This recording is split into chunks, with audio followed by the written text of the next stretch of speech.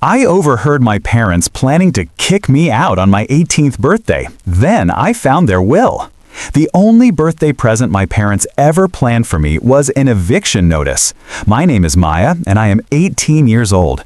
If you had met me a week ago, I would have told you I was a normal teenager, counting down the days to my birthday with a mixture of excitement and a strange, unnameable dread.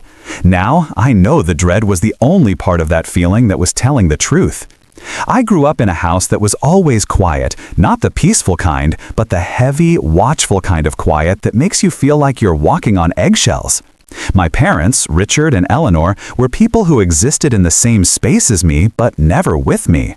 They were like two statues in a museum, imposing, cold, and completely uninterested in the patrons walking by. My younger brother, Leo, was different. He was their golden child, the sun around which their bleak little planet orbited. He got new sneakers when the soles of his were barely worn, while I learned the art of patching holes in the knees of my jeans. His achievements were celebrated with expensive dinners out. My report cards with straight A's were met with a curt nod and a reminder not to get a big head. My 18th birthday was a week away, and the silence about it was deafening. No questions about what kind of cake I wanted, no hints about a party, not even a casual mention of the date. It was just another Tuesday on the calendar. I told myself it didn't matter, that I was used to it, but a small, fragile part of me still hoped. That hope was shattered on a rainy Thursday night. I was supposed to be at a study group, but it had been cut short when my friend's mom got sick. I decided to walk home, enjoying the feel of the cool mist on my face, not wanting to call and interrupt the quiet evening. I let myself in through the back door, the way I always did, kicking off my muddy boots in the mudroom. The house was unnervingly silent, but then I heard it. Muffled voices, serious and low, coming from my father's study. The door was slightly ajar, a golden sliver of light cutting through the darkness of the hallway. I shouldn't have listened. Every instinct screamed at me to walk away, to go up to my room and pretend I heard nothing. But my feet were rooted to the spot. It was my mother's voice first, sharp and clear as glass. She was saying something about an agreement, about a deadline. Then my father's voice, a low rumble, responded. He said the words that would splinter my world into a million pieces. The day she turns 18, Eleanor, not the day after. The agreement is null and void the moment she is legally an adult. Her things need to be packed and waiting by the door. We are no longer responsible. My blood ran cold. Responsible for what? For me? The agreement? What agreement? I felt a dizzying wave of nausea. My mother's voice followed, colder than the winter air outside. I've already made the appointment with the lawyer to finalize the transfer of the trust funds. Leo's portion is secure. As for her, she gets what was stipulated, nothing more. It's not our problem anymore. Transfer of trust funds, Leo's portion, her. They weren't talking about some distant relative or a business deal. They were talking about me. They were planning to throw me out of the only home I had ever known on the very day I was supposed to become an adult. It wasn't an argument. It wasn't a moment of anger. It was a plan, a calm, methodical, final plan. I stood there in the dark hallway, the rain pattering against the window panes, the sound of my own heartbeat a frantic drum in my ears. The world I thought I knew, as flawed and cold as it was, had just been revealed to be a complete lie. And in 7 days, the floor was going to drop out from under me. I don't remember how I got up the stairs.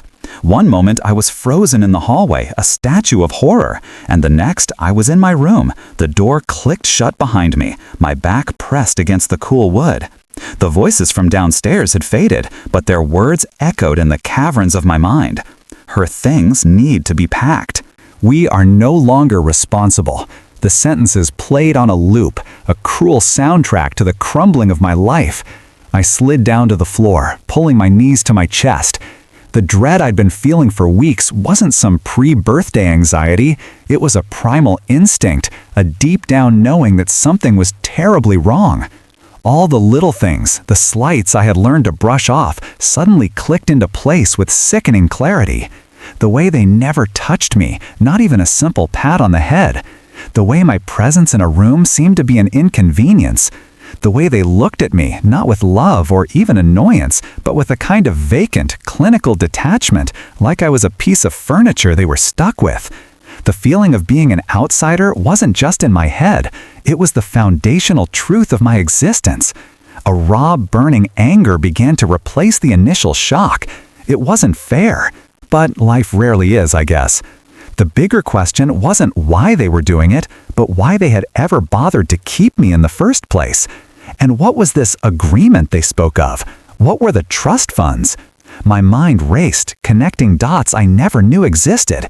This wasn't just a case of cruel parents. This was something else, something bigger and more sinister. I knew I couldn't confront them, not yet. A confrontation would be met with denials, with anger, and I would be out on the street with nothing but their word against mine. I needed proof. I needed to understand the full scope of the lie. An idea, desperate and dangerous, began to form in my mind. I had to go back to the study. I had to find whatever it was they were talking about. Hours passed. I heard them move around the house, the television flicker on, and eventually the familiar creak of the stairs as they went to bed. I waited another hour, then 2, until the entire house was submerged in the deep silence of midnight. My heart hammered against my ribs as I crept out of my room, the floorboards groaning under my weight like they were trying to give me away. Every shadow seemed to hold a monster, every creak a shout. The study door was now closed. I tried the handle. It was locked. Of course it was. But I remembered seeing the key on the top of the doorframe once, years ago, when my father was cleaning. Holding my breath, I stretched onto my tiptoes, my fingers fumbling in the dark until they brushed against the cold metal edge of the key. It slid into the lock with a soft, definitive click. The room smelled of old paper and my father's cologne, a scent that had always signified authority and distance. I didn't dare turn on the main light. I used the flashlight on my phone, its narrow beam cutting through the darkness, making the room feel even more sinister.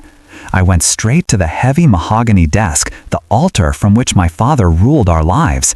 I didn't know what I was looking for. A file? A letter?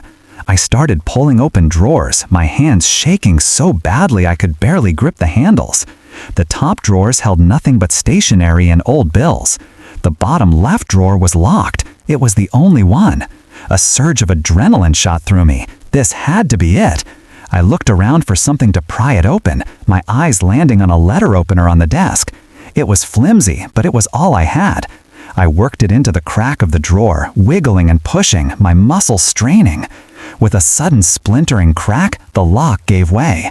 My flashlight beam fell into the drawer. There, nestled in a manila folder, was a stack of documents. On top of the folder, written in my mother's sharp, neat cursive, was a single word, Maya. My breath caught in my throat. With trembling fingers, I reached in and pulled out the first document. It was thick, official-looking, and embossed with a gold seal. And at the very top of the page, in stark black letters, were the words that would change everything. Last Will and Testament of Richard and Eleanor Vance. The world seemed to shrink to the single beam of my flashlight illuminating the will. The paper felt heavy and cold in my hands, like a tombstone. My first instinct was to slam the drawer shut, to run back to my room, and to pretend I never saw it. But the cat was out of the bag, and there was no putting it back. I had to know. I had to read the words that sealed my fate. I sank into my father's leather chair, the cool creak of the leather a stark contrast to the fire raging inside me. The will was written in dense, formal legal language, but the meaning was brutally clear. It was divided into sections outlining the distribution of assets upon their deaths. There were stocks, bonds, property deeds, and multiple bank accounts. And every single one of them was designated for one person, my brother Leo. His name was everywhere, a testament to his status as the sole heir. I scanned the pages, my heart sinking with each line, searching for my own name. And then I found it. It wasn't in a section for heirs. It was in a separate clause, tucked away near the end, as if it were an afterthought or a piece of unpleasant business that needed to be dealt with. The clause was titled, Provisions for Maya Vance. The language was cold and detached. It stated that upon my 18th birthday, a one-time payment of $5,000 would be transferred to a bank account in my name. And from that moment forward, I would have no further claim to any part of the Vance estate or family. It was a severance package, a golden parachute for a daughter they were pushing out of the plane. $5,000. That was the price they had put on 18 years of my life. It wasn't just the money, it was the utter, soul-crushing finality of it. They hadn't just forgotten me in their will, they had actively, deliberately written me out of their future. But the will wasn't the worst part. Tucked behind the legal document was a letter, also in my mother's handwriting. It was addressed to no one, but I knew it was the final piece of the puzzle. My hands trembled as I unfolded the crisp white paper. The letter began by explaining the agreement I had overheard them discussing. It wasn't a guardianship agreement in the way I understood it. It was a contract. The letter explained that I was not, in fact, their biological daughter. I was the daughter of Eleanor's second cousin, a woman they barely knew who had died in a car accident when I was an infant. With no other living relatives, Richard and Eleanor were approached by a family lawyer. They were told that if they took me in, they would receive a substantial monthly stipend from a trust fund set up by my maternal grandparents. The stipend was not for my care, but for theirs. It was payment. The letter went on to detail their resentment. They saw me not as a child, but as a business transaction, a long-term, inconvenient investment. They took the money every month for 18 years, using it to fund their lifestyle, to pay for Leo's private school tuition and his expensive hobbies. The clothes I wore, the food I ate, the roof over my head, it was all paid for by the legacy of the parents they had never allowed me to know. The stipend, the letter coldly stated, terminated on my 18th birthday. That was the deadline. The day their cash cow dried up was the day I was to be discarded. Every single memory of my childhood reeled in front of my eyes, now seen through this new, horrific lens. The lack of affection wasn't just emotional distance, it was the profound indifference of strangers. The neglect wasn't an oversight, it was a deliberate act of cruelty. I wasn't their daughter who had disappointed them, I was an obligation they had been paid to fulfill, and they had resented every single second of it. I sank to the floor, the letter clutched in my hand, the words blurring through my tears. I wasn't just unwanted, I was a product. A line item on a balance sheet that was about to be written off. The silence of the house was no longer just heavy, it was suffocating. I was utterly and completely alone. The initial wave of devastation gave way to something cold and hard, like a diamond forming under immense pressure. Grief could come later. Right now, I needed a plan. I was on a ticking clock.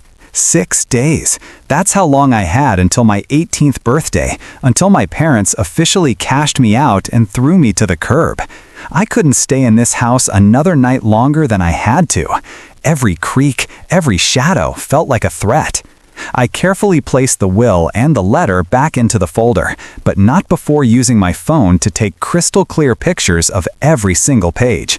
The evidence was my only weapon. I slid the folder back into the broken drawer, my movements precise and methodical. Back in my room, I pulled an old backpack from my closet. I didn't pack much. Clothes, my worn-out copy of a favorite book, the small amount of cash I had saved from my part-time job at the library. I looked around the room that had never felt like mine. The faded posters on the wall, the second-hand desk, the worn-out comforter. It was all a prop in a play I never knew I was acting in. I left the backpack hidden under my bed, a silent promise to myself. The next day was a masterclass in acting. I went to school, I smiled at my friends, I answered questions in class. But inside, I was a ghost, watching my life from a great distance. Every time I saw my parents' faces, I saw the cold, calculating strangers from the letter. That evening, I decided I couldn't wait. The thought of spending another night under their roof, breathing the same air, was unbearable. I waited until they were settled in the living room, watching television, the flickering blue light casting monstrous shadows on their faces. I walked into the room, my phone clutched tightly in my hand. I didn't say a word. I just stood there, waiting for them to notice me. My mother looked up first, her expression one of mild annoyance at the interruption. "What is it, Maya? We're watching this." I didn't answer with my voice. I answered by pulling up the first picture on my phone, the first page of the will, and holding it out for them to see. The change was instantaneous. The color drained from my mother's face. My father sat up straight, his eyes narrowing. He snatched the phone from my hand, his thumb scrolling furiously through the images, the will, the letter, the damning evidence of their 18-year-long con. The silence in the room was thick with rage and panic. When he finally looked up at me, there was no shame in his eyes. There was only fury. Fury at being caught. "Where did you get this?" he hissed, his voice low and dangerous. "It doesn't matter where I got it," I said, my own voice surprisingly steady. "It's true, isn't it? All of it?" My mother stood up, her composure cracking. "You had no right to go through our private things. This is none of your business." "None of my business," I shot back, the dam of my emotions finally breaking. "You've been paid to raise me my entire life. You were planning to throw me out like trash. How is that not my business?" My father slammed my phone down on the coffee table. "It was a simple arrangement, Maya, a contract. You were provided for. That's all that matters. The contract is up in 6 days, and you will be leaving then." "No," I said, the single word hanging in the air between us. "I'm leaving now." I turned and walked back to my room, my heart pounding. I could hear them shouting behind me, their voices a cacophony of anger and fear. I grabbed my backpack, slinging it over my shoulder. I took one last look at the room, at the life that was never mine, and then I walked out. I didn't say goodbye, I didn't look back. I just opened the front door and stepped out into the cool night air. I stood on the sidewalk, the familiar street suddenly looking foreign and hostile. With a small bag of belongings and a phone full of terrible truths, I was officially homeless, and I had absolutely no idea where to go. The first few hours were a blur of adrenaline and disbelief. I just walked. I walked through the quiet, sleeping streets of my neighborhood, a neighborhood I had lived in my whole life but now felt like a stranger in. Every house with its warm, glowing lights was a reminder of the family I never had. The weight of my backpack felt insignificant compared to the crushing weight on my chest. My mind was a storm of questions. What do I do now? Where do I sleep? How do I survive? The $5,000 severance felt like a cruel joke, a drop in the ocean of the life I had to build from scratch. My first instinct was to call my best friend Jessica, but it was after midnight. I couldn't bring myself to wake her up and drop this nuclear bomb on her life. I didn't want pity. I didn't want to be a burden. So I found a 24-hour diner on the edge of town, its neon sign a garish beacon in the darkness. I slid into a booth in the back corner, the cracked vinyl cool against my skin. I ordered a coffee, the cup warming my trembling hands. For the next 3 hours, I just sat there, watching the night shift waitresses refill ketchup bottles and the occasional drunk stumble in for a plate of eggs. I replayed every memory from my childhood, fitting the new, painful pieces into the puzzle. The forgotten birthdays weren't oversights, they were irrelevant. The lack of affection wasn't a personality quirk, it was the absence of any bond at all. I wasn't their daughter. I was a living, breathing investment portfolio that had just matured. As the first hint of dawn began to paint the sky, I knew I couldn't stay in the diner forever. I took out my phone, my fingers hovering over Jessica's name. I had to tell someone. I typed out a text, my thumbs moving faster than my brain could process. "Hey, are you awake? Something terrible has happened. I need help." The reply came almost instantly. "OMG, yes, what's wrong? Are you okay?" Taking a deep breath, I called her. The moment I heard her voice, the dam I had so carefully constructed broke all over again. The words came pouring out of me in a torrent of tears and ragged breaths. The overheard conversation, the will, the letter, the confrontation, the escape. I told her everything. There was a long silence on the other end of the line when I finished. Then Jessica's voice, thick with emotion and fury, came through the speaker. Maya, that's monstrous. Where are you? Are you safe? I'm telling my parents. You're coming here. Don't argue. An hour later, Jessica's mom pulled up in their minivan. She didn't ask a lot of questions. She just wrapped me in a hug that was so warm and genuine, it made me want to cry all over again. And then she drove me to their house. Walking into their home was like stepping into another dimension. The air was filled with the smell of brewing coffee and toast. There were family photos on the walls, not staged portraits, but candid, laughing pictures of a family that actually liked each other. Jessica's dad sat me down at the kitchen table, his face a mask of concern, and made me a plate of scrambled eggs. They listened to my story again, this time with Jessica by my side, holding my hand. They didn't just offer me a place to stay, they offered me a fortress. They insisted I stay as long as I needed, no questions asked. Living with them was a lesson in what a real family was like. They asked for my opinion, they saved me a seat at the table, they worried about me. It was wonderful, and it was terrifying. It felt like I was experiencing a kind of love I didn't know how to accept. But even with their incredible support, the legal and logistical reality of my situation loomed large. I was 18, technically an adult, but I had no birth certificate, no social security card that I knew of, no legal identity that I could prove. My entire existence was tied to Richard and Eleanor. I needed to understand my legal rights, not just to their will, but to my own life. I needed a lawyer. The chapter of my life as a victim was over. It was time to become a fighter. The search for a lawyer felt daunting. I had no money, and my situation was bizarre to say the least. Jessica's mom helped me research legal aid societies in our area. After dozens of calls and dead ends, I finally found a small nonprofit firm that specialized in family law and cases involving minors. I scheduled a free consultation, my stomach a knot of nerves. The lawyer I met with was a young woman named Olivia, with kind eyes and a no-nonsense demeanor. I laid out the whole story, showing her the pictures of the will and the letter. I expected her to be skeptical, or at least shocked. Instead, she listened intently, her expression growing more focused and determined with every word. When I was finished, she leaned forward, her hands clasped on the desk. "Maya," she said, her voice firm but compassionate, "what your parents did is not just morally reprehensible, it's legally questionable on multiple levels. They didn't just take a stipend. Based on the language in this letter, they committed fraud by misappropriating funds meant for your care. This wasn't a simple arrangement, this was exploitation." A spark of hope, the first I had felt in a long time, flickered inside me. Olivia agreed to take my case pro bono. She was fascinated by the legal complexities and, I think, genuinely outraged on my behalf. The first thing she did was file a request for discovery, a formal demand for all financial records related to the trust fund and my guardianship. The response from Richard and Eleanor's lawyer was swift and aggressive. They tried to have the case dismissed, claiming I was a disgruntled child trying to extort money.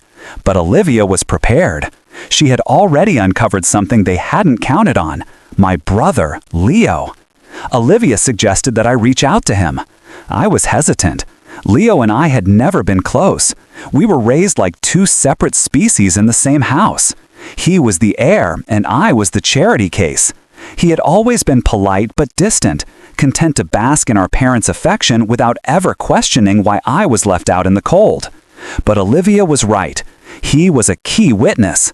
He might know something, or at the very least, his testimony could undermine our parents' credibility. With a trembling hand, I wrote him an email. I didn't sugarcoat it. I laid out the entire, ugly truth, attaching the pictures of the will and the letter. I told him I wasn't looking for money, just for the truth to be known. I hit send before I could second-guess myself. For 2 days, there was nothing. I checked my email obsessively, my heart leaping into my throat every time I got a new notification, only to sink when it was just a spam email. I was starting to lose hope. Maybe he was just like them. Maybe he would choose the family's wealth and reputation over his own sister. Then, on the 3rd day, his name appeared in my inbox. My hands shook so much I could barely click on the message. The email began with a single stunning sentence: "Maya, I am so sorry." He went on to say that he was sickened and horrified by what he had read. He confirmed that he always knew our parents were cold and that he had often felt guilty about the way I was treated, but he had no idea about the depth of their deception or the financial arrangement. He said he remembered my parents talking about a cousin's kid coming to live with them when he was very young, but they had always spun it as an act of charity. He felt like a fool for believing them. The most important part of the email was at the end. He wanted to help. He was willing to do whatever it took to make things right, including testifying against them. I read the email 3 times, tears streaming down my face. I wasn't alone anymore. I had an ally, a brother, in the one place I never expected to find one. With Leo on our side, Olivia and I had the leverage we needed. We were no longer just fighting for my future. We were about to expose a lie that had poisoned an entire family. The discovery of Leo's support changed everything. The dynamic of the legal battle shifted from a desperate plea for justice to a full-blown offensive. Olivia arranged a deposition, a formal meeting where Leo would give his sworn testimony. I wasn't allowed in the room, but Olivia told me later that he was calm, clear, and unwavering. He confirmed the emotional neglect he had witnessed his entire life and expressed his disgust at their financial exploitation of me. He even provided copies of old emails where he had questioned their treatment of me, only to be shut down with cold, dismissive replies. Richard and Eleanor were cornered. Their lawyer, faced with Leo's testimony and the mountain of evidence Olivia had compiled of their misappropriation of the trust funds, knew they couldn't win a court case. A public trial would ruin their reputation and could even lead to criminal charges. Olivia called for a settlement meeting. I agreed to go, but only if Leo was by my side. Walking into that conference room was the hardest thing I've ever done. Richard and Eleanor were sitting at the other end of the long table, their faces masks of cold fury. They didn't look at me. They looked at Leo, their expressions a mixture of betrayal and disbelief. For the first time, I saw a crack in their armor. They hadn't just lost a daughter. They had lost their son, too. Olivia laid out our terms. They would sign over the entire remaining balance of my grandparents' trust fund to me, a sum that was significantly more than the $5,000 they had planned to give me. They would agree to pay for my full college tuition, room, and board at any university I chose. And finally, they would sign a legal document drafted by Olivia, permanently and irrevocably severing all parental rights and ties, ensuring they could never attempt to contact or control me again. In return, we would agree not to pursue criminal charges for fraud. It was a business transaction, just like the one that had brought me into their lives. But this time, I was the one setting the terms. They agreed. There was no apology, no moment of remorse. There was only the sterile scratching of pens on paper as they signed away their responsibility for me, just as they had always planned to. I didn't feel triumphant. I just felt free. In the months that followed, Leo and I began the slow, careful process of building a relationship. We talked for hours, sharing our memories, piecing together the broken narrative of our childhood. He told me about the pressure he was under to be the perfect son, the way our parents had used him as a benchmark for my failures. We found in each other a shared history of pain and a mutual desire for something better. We were no longer just the heir in the charity case. We were brother and sister. Today, I'm sitting on a bench on the college campus, a crisp autumn breeze rustling the leaves of the trees around me. The tuition check from my parents cleared, and I'm using the trust fund money to live in a small apartment near campus. I'm studying psychology, driven by a desire to understand the complexities of family and resilience. My phone buzzes. It's a text from Leo. Lunch later? I smile and type back, "Wouldn't miss it." I look up at the students walking by, laughing and talking, their futures unwritten before them. I'm no longer the girl defined by a contract, the product of a lie. I am Maya. I am a survivor. And for the first time in my life, my story is my own.